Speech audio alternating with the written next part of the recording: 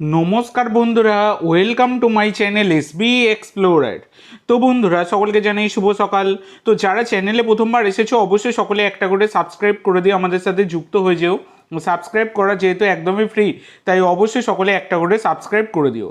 তো বন্ধুরা, ইতিমধ্যে দাঁড়িয়ে কিন্তু আমি, তোমরা জানো, নতুন হোয়াটসঅ্যাপ চ্যানেল খুলেছিলাম, যেখানে মানে টেলিগ্রামটা ব্যান হওয়ার পর এই 22 তারিখ অবধি ব্যান আছে সেই কারণে। তো সেখানে কিন্তু আমি লাইভের বিষয়বস্তু শেয়ার করে দিচ্ছি। এছাড়া টেলিগ্রামেও কিন্তু লাইভের বিষয়বস্তু শেয়ার করা হচ্ছে। তোমরা যারা ভিপিএন ইউজ করতে পারবে তারা কিন্তু তোমরা পেয়ে যাবে এই টেলিগ্রাম থেকে লাইভের বিষয়বস্তুগুলো, মানে বিশ্বকাপের লাইভের বিষয়বস্তু। তো তোমাদের যাদের দরকার লাইভের বিষয়বস্তু, অবশ্যই তোমরা হোয়াটসঅ্যাপ চ্যানেল আর টেলিগ্রাম চ্যানেলটা ফলো করে নিও, সেখান থেকে তোমরা পেয়ে যাবে। তো প্রথমেই যে আপডেটটা দিয়ে শুরু করতে চলেছি, গতকালকে এআইএফএফ এর মিটিং ছিল, সেখানে কিন্তু যা আপডেট পাওয়া গেছে সেইগুলোই জানাবো। তো আইএসএল কিন্তু শুরু হবে 4 সেপ্টেম্বর, যেমনটা আগেই জানিয়েছিলাম সেইটাই কিন্তু হচ্ছে। তো আইএসএলের ফার্স্ট 11-এ বিদেশির সংখ্যা নিয়ে কিন্তু একটু পরিবর্তন আসার একটা সম্ভাবনা রয়েছে। তো দেখো, ইতিমধ্যে দাঁড়িয়ে কিন্তু আইএসএলের জন্য 6 জন বিদেশিকে রেজিস্টার করানো যায় এবং মাঠে নামানো যায় 4 জন বিদেশিকে। তো এখানে কিন্তু 6 জন বিদেশি রেজিস্টার করানো যাবে, প্লাস একজন ওসিআই প্লেয়ার কিন্তু নিতে হবে, যেটা বেশ কিছুদিন আগেই ভিডিওতে আমি তোমাদেরকে জানিয়ে দিয়েছিলাম।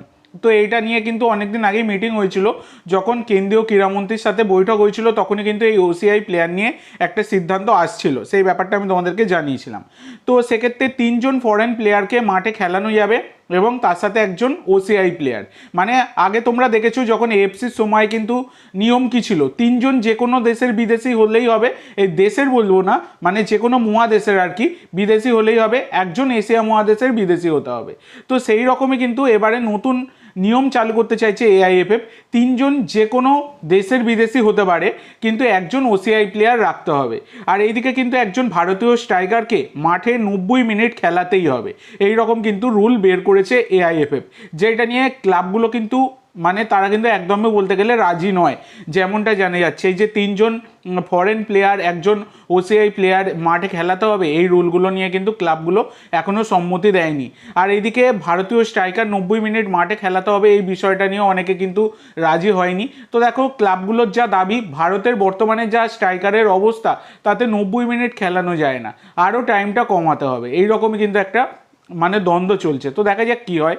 এছাড়া আইএসএল ম্যাচ শুরুর আগে জনগণমনধি আমাদের যেটা জাতীয় সঙ্গীত, ন্যাশনাল অ্যান্থেম, তাকে কিন্তু গাইতেই হবে, যেমনটা গাওয়া হয় প্রত্যেকবারে। তার সাথে বন্দে মাতারাম, সেটাও কিন্তু অ্যাড করা হয়েছে। বন্দে মাতারাম আর জাতীয় সঙ্গীত দিয়েই কিন্তু এবারের আইএসএলের প্রত্যেকটা ম্যাচ শুরু হবে। শুধু আইএসএল নয়, এআইএফএফ এর আন্ডারে যে সমস্ত ম্যাচগুলো রয়েছে সবগুলোই কিন্তু এই বন্দে মাতারাম আর আমাদের জাতীয় সঙ্গীত দিয়ে কিন্তু শুরু হবে। আর এদিকে এআইএফএফ তারা 2030 বিশ্বকাপে খেলবে বলে, মানে ভারতকে খেলাবে বলে বড় পদক্ষেপ নিয়ে নিল, যেটা হচ্ছে অল ইন্ডিয়া ফুটবল ফেডারেশন নাম ছিল আমাদের এআইএফএফ এর। তো সেখান থেকে এআইএফএফ তাদের নাম চেঞ্জ করতে চাইছে, যেখানে তারা এআইএফএফ থেকে এফএফবি নাম করতে চাইছে। এফএফবি মানে ফুটবল ফেডারেশন অফ ভারত, এটা কিন্তু নাম করতে চাইছে। তো যেখানে যা সমস্যা, সেই সমস্যাগুলো ঠিক করার কোনো কারণ নেই, নাম চেঞ্জ করলে কি সমস্যা মিটে যাবে?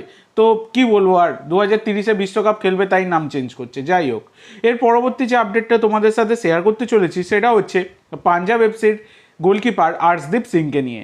তো এই আর্শদীপ সিং, যার সাথে কিন্তু আরও 2 বছর চুক্তি বাড়িয়ে নিল পাঞ্জাব এফসি, তো এটা একদমই বলতে গেলে কনফার্ম হয়ে গেছে, 2 বছর চুক্তিতে আরও বাড়িয়ে নিয়েছে আর্শদীপ সিংয়ের সাথে পাঞ্জাব এফসি।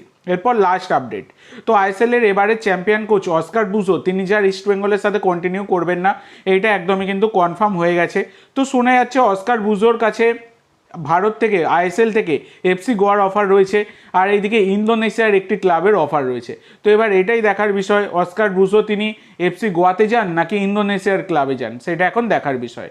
তো আজকের জন্য এইটুকু বন্ধুরা, ভিডিওটি ভালো লাগলে অবশ্যই লাইক করো, শেয়ার করো, আমার চ্যানেলে প্রথমবার এসে থাকলে চ্যানেলটি সাবস্ক্রাইব করো, আর কমেন্ট করে জানাও ভিডিওটি কেমন লাগলো। ধন্যবাদ।